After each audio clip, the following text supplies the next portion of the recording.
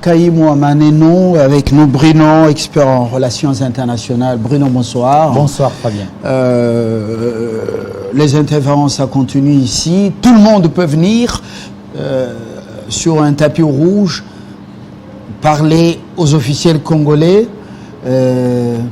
Tout est contrôlé ici, on dirait les dictats. Même au Parlement, on semble donner des directives. Sur le plan économique et financier, le FMI dit même qu'il faut revoir le budget exercice 2023 à 3 milliards. Autrefois, la banque doit liquider son patrimoine, pas de cliniques. Il faut même se défaire de l'hôtel des monnaies. Trop d'interférences, alors qu'ailleurs, ce n'est pas le cas. Et puis, dites-nous, alors que le monde est en train de basculer, Macron vient de la Chine, non? Vous l'avez suivi? Oui.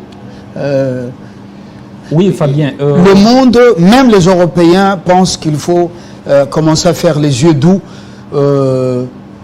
à la Russie, à la Chine, son bloc de, comment on appelle ça, BRICS? Oui. Donc, notre monde est dans une période de transition. Nous ne sommes plus en train de vivre une période normale. Le monde est entré dans une période de transition et ça, la plupart des gens n'ont pas encore pris conscience de ça. Et donc, nous sommes en train de quitter l'ancien système où les États-Unis et les Occidentaux étaient à la tête du peloton. Et nous sommes pratiquement en train d'aller dans un système où c'est la Chine qui a pris le devant de la scène. Ce qui est intéressant dans ça, c'est que les Européens, eux-mêmes, ils ont pris conscience de ça. Le Premier ministre allemand était parti avec une très grande délégation en Chine il y a 1 mois et demi, 2, au moment où tous les Européens étaient surpris du courage que le Premier ministre allemand avait fait. Dans la suite, il y a 3 semaines, c'était le Premier ministre espagnol qui, lui, venait de prendre l'Espagne venait de prendre la présidence de l'Union européenne. Juste après lui, c'était le président Macron qui est parti. Aujourd'hui, les scientifiques européens ne cachent plus leur point de vue. Ils commencent à dire tout haut qu'ils peuvent. Il faut que la France, par exemple, de manière beaucoup plus particulière, quitte l'OTAN. Il faut que la France quitte l'Union européenne pour entrer dans les BRICS. Ils sont conscients de ce qui se passe parce que nous ne voulons pas suivre de très près les réalités. On ne doit pas se fier à ce que nous disent France 24, BBC, RFI, parce que ce sont des réalités qui sont embellies pour nous faire consommer des mensonges. La réalité, elle est outre. Et donc, la plaque tournante du monde aujourd'hui, c'est la Chine. Même le Japon est déjà très avancé dans les négociations avec la Chine. Le Japon a pris conscience. Le Premier ministre japonais devient même têtu devant les Américains. L'Arabie Saoudite, vous l'avez suivi, a refusé, est déjà sur la ligne de vendre son pétrole en s'appuyant sur la monnaie yuan. Et donc, la Chine a réussi à réconcilier l'Arabie Saoudite et l'Iran. Donc, c'est un tournant extrêmement décisif. Dans un contexte comme c'est celui que vous venez de décrire, dites-nous concrètement pourquoi nous, on reste sous le dictat de ces gens. On n'a pas un discours à tenir, un discours courageux à tenir à ces gens. On ne fait que subir. Comment on est si docile comme ça? Fabien, c'est une erreur grave si nous ne savons pas apprécier la situation actuelle et savoir prendre une position beaucoup plus claire. Je vais rappeler un fait. Pendant la conférence... On a besoin de coups d'État, on a peur des coups d'État, on a peur des petits capitaines, des colonels, ainsi de suite, qui déstabilisent. On a peur de ce qui se passe au Soudan. Je crois qu'il ne faut pas qu'on ait peur. Pourquoi? Parce que pendant la conférence de Berlin, quand l'Afrique était divisée, il y a quelque chose de plus important que tout Congolais doit savoir, c'est que l'espace congolais était considéré comme un espace libre de commerce. Et ce qui était dit dans ce passage-là, et ce que nous vivons, nous connaissons aujourd'hui. Donc, la prétendue communauté internationale s'était dit, l'espace congolais, c'est un espace où nous pouvons aller, nous, puissance, aller faire ce que nous voulons. Et ils continuent à considérer notre espace comme un no man land, donc un espace qui n'appartient à personne. Donc s'ils considèrent la RDC comme un espace qui n'appartient à personne, c'est qu'ils ne nous prennent même pas en considération.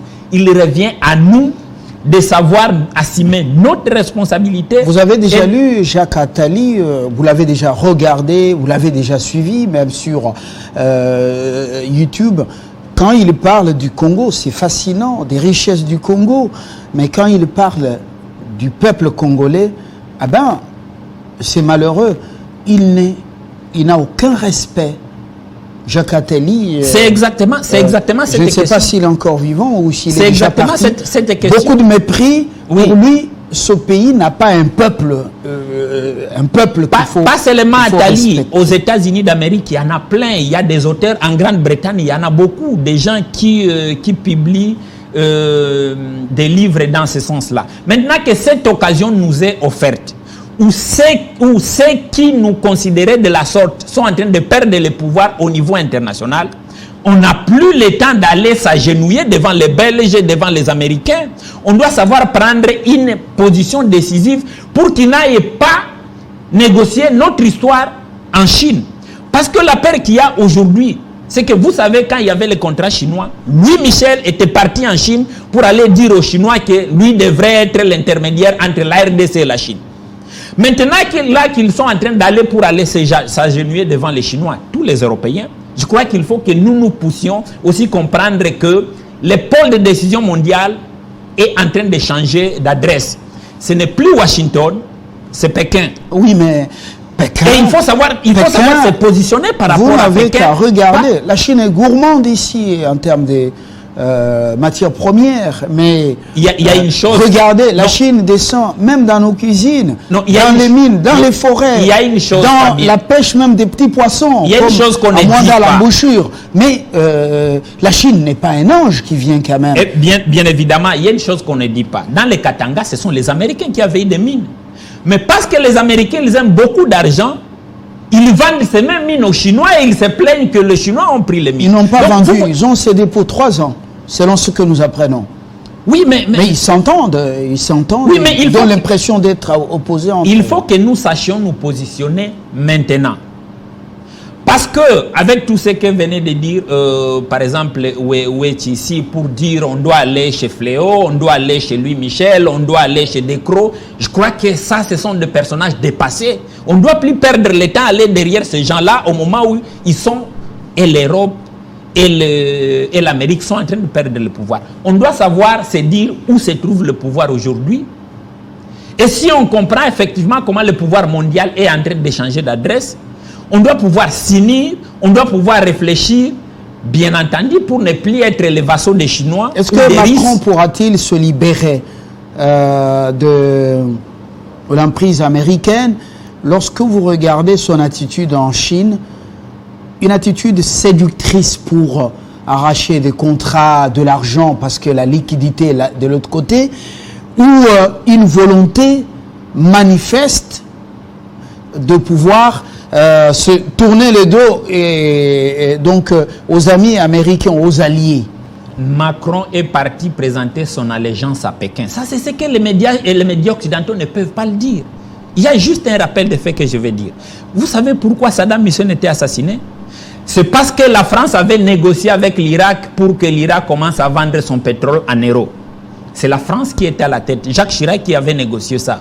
C'est pourquoi la France de l'époque, avec Dominique de Villepin, était contre ce que les Américains voulaient faire. Et les Américains avaient dit qu'ils ne pouvaient pas permettre à ce que les pétroles soient achetés par une autre monnaie.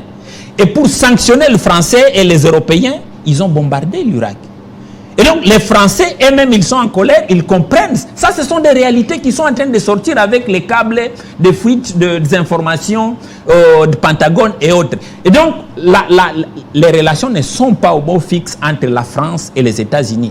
Et ceux qui regardent les relations internationales avec attention, ils savent que Macron était parti en Chine pour aller présenter son allégeance. Il y a une vidéo qui est en train de circuler où les scientifiques français sont déjà en train de dire qu'on doit quitter l'Union européenne, on doit quitter l'OTAN pour entrer dans les BRICS, parce que c'est là où la France va très bien se retrouver. ce ne sont pas des fous.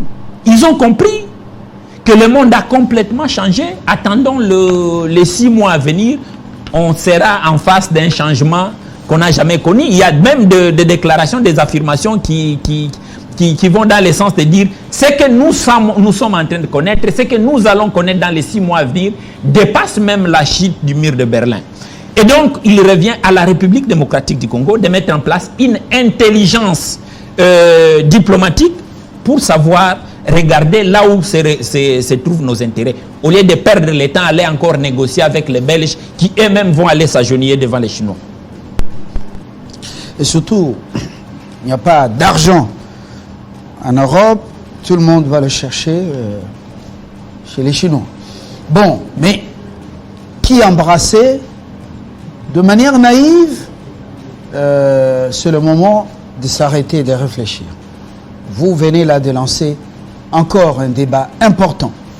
Merci d'être venu. C'est moi qui vous remercie. Inokaïma, professeur, il est spécialiste en relations internationales. Nous saluons justement l'engagement du panafricaniste Charles Onana en faveur du Congo, alors que les Congolais eux-mêmes ne défendent pas leur pays, ne condamnent ni Kagame. Ils sont là pour démolir les efforts de leurs institutions contre la balkanisation et la déstabilisation de l'Est du pays. Voilà, toutes nos compassions et nos condoléances à notre ami plusieurs fois invité sur nos plateaux, Passy Mbayo, Maître Mbayo, qui vient de perdre sa mère, Maman Kabadi, dont le corps sera acheminé au cimetière Rivière des Anges demain, plutôt ce vendredi, à Lubumbashi. Alors, beaucoup de courage et beaucoup de force. Bonsoir chez vous.